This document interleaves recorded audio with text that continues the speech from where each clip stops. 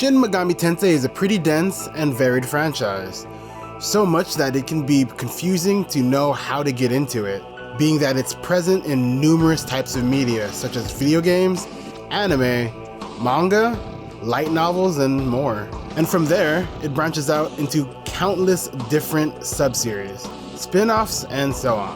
One thing that is clear is that most of these works share the same concept: the summoning of demons by using a computer.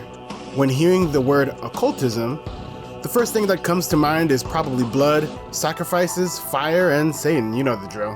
Highly dogmatic ideas that completely oppose technology. But I'm not going to lie, I find the idea of being able to automate or program such archaic practices truly fascinating. Without a doubt, this premise has been the strongest pillar of the franchise's games over the years, since it has resulted in massive compendiums of demons and deities that directly affect the direction these stories take, and most importantly, the gameplay itself. But where did these ideas come from? In order to have a better grasp of things, we need to look at the source material that started this, and the story of its creator. I'm talking about Digital Devil Story Megami Tensei, the novel series written by Nishitani in the late 80s. Since the beginning, Nishitani intended to turn his work into an entire franchise, present in all sorts of media, among these video games. As a starting point, Nishitani brought the original draft of the novel to Japanese publishing company Tokuma Shoten, and as the meeting with the publisher took place, there was a divide regarding the final title of the novel. On one side there was Digital Devil, and on the other was Megami Tensei. Ultimately, they decided to go for both, resulting in Digital Devil Story Megami Tensei. Having established both a name and a signed agreement, Tokuma Shoten would handle both the publishing of the book and the anime adaptation. Here's where you may be asking yourselves, what about the games? Originally, Nishitani turned to Nintendo regarding the development of the game. However, his proposal was rejected due to the contents of Megami Tensei being no good for the player's education. As a result, Nishitani and the company ended up pitching the idea to multiple developers, until Atlus finally gave a vote of confidence to his story. Kazutoshi Ueda, the then head of game development at Atlus, replied with the following: "At this time, we've developed a dungeon system that is really fleshed out. The only problem is that we don't have a story or cast of characters to go along with the dungeons. I found your book really engrossing when I read it, which is why I agreed to have Atlus make the game. I got the inspiration from the demon fusion system, from how you describe demons emerging from the computer monitors in the story." And well, now that we know about the series of events that led to the publishing of the novel and development of the games, why the titles? You can already imagine the reason behind the Digital Devil part, being it's the very premise of the novel. But why Megami Tensei? First, we need to establish the meaning of Megami Tensei, which translates to rebirth or reincarnation of the goddess. Why reincarnation of the goddess? Nishitani touched on the subject in an interview he conceded for a Japanese website, Mitok, in 2016. "I simply love the Buddhist idea of reincarnation. The theme of reincarnation became a big thing in the early 90s, but I remember it being something rather new in 1985 to 86. I went to a middle school and high school with a Buddhist profile, so I think it was both my choice and my high school influence."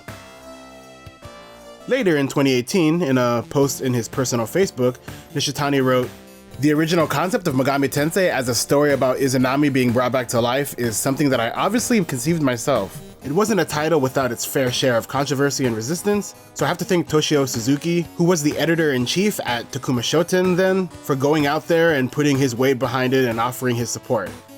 In the end though, the fact that Megami Tensei has persisted for 3 decades now is thanks to the people at Atlus for making great games for it, as well as everyone's enduring support for the original books. And for that, I'm forever grateful. Why mix occultism with computers? I gotta say that even with the interviews and information available online, I wasn't able to fully grasp the creative process that led Nishitani to write a work where he manages to seemingly connect two opposite worlds like occultism and computers. Luckily, I was able to get in touch with him over Facebook, and he was able to tell me a bit more about his thinking process about the things that inspired him. Ever since I was a kid, I've been interested in astrology, and it's thanks to this that I was able to find out about the concept of black magic from the West.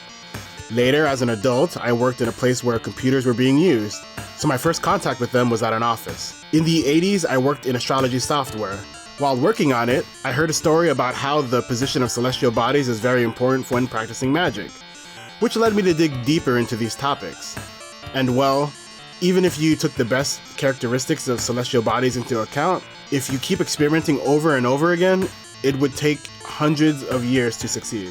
That's why I thought, why not create a digital environment in the computer where you can input all the signs and symbols you need to do magic, then just leave the computer to experiment with them. That's how the idea of summoning a demon in the computer occurred to me. And then I realized how truly horrific that would be. Being that the demon would be online, spreading itself around the world. After reflecting upon this, I decided to write the digital devil story Megami Tensei novel. Around 1990, my horoscope software was sold under the name of CDI Astrology and Horoscope 2000 in Philips's and Sony's devices. I've heard that it was so well received that it was adapted for the PC and sold around the world. Regarding his feelings about the occultism and astrology nowadays, Nishitani replied, "Nowadays, I'm no longer interested in magic. Yes, I wrote about it in Digital Devil Story Megami Tensei, but I went deeper into the subject in Nihon no Kami Deity, Japanese god deity. I'm a firm Shintoist devoted to Japanese gods." And there you have it. Nishitani's experiences with occultism and astrology since childhood, as well as the way computers were tightly tied to his workplace, resulted in the work that was the first and perhaps most vital pillar of the foundation of what's now our beloved Shin Megami Tensei franchise. A franchise that keeps sparking discussion after all these years. Recently, due to the recent announcements of both Nocturne HD Remaster and the game that many fans thought was dead, Shin Megami Tensei 5, which has renewed our hopes with a new teaser and global release. And that's it for this video. Goodbye, fellow Megatenists.